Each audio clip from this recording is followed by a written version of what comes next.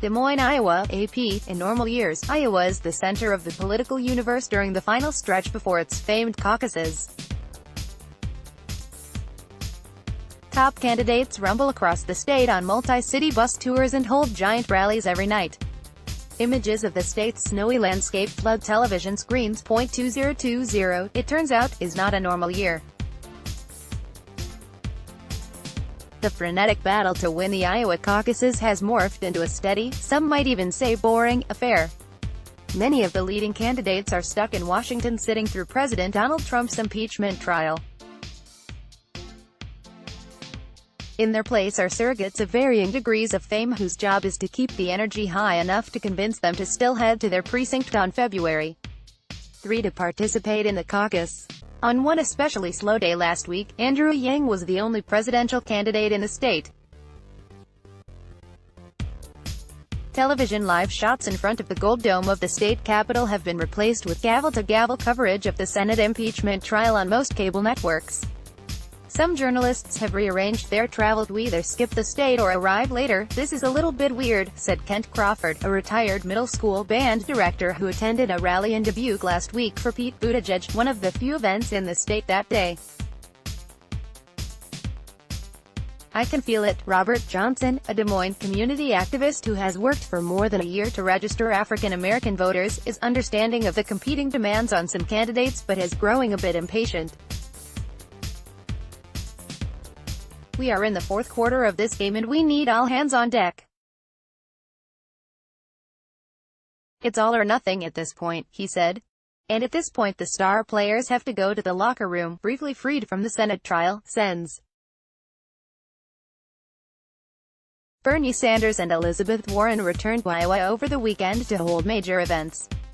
Warren attracted hundreds of supporters to Cedar Rapids, the state's second-largest city, for an event with Jonathan Van Ness, a host of Netflix's Queer Eye. Sanders, meanwhile, held a massive rally featuring Rep.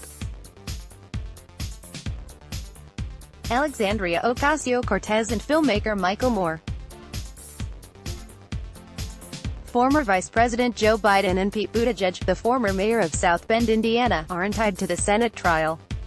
They have been a steady presence in the state and are expected to step up their campaigning in the days ahead. Candidates are planning a final blast of activity this weekend, even as it's unclear whether the impeachment trial will allow senators to return. The band Vampire Weekend will perform at a Sanders rally on Saturday. Warren plans a river-to-river road trip that will take her through a half-dozen cities across the state over 2 days.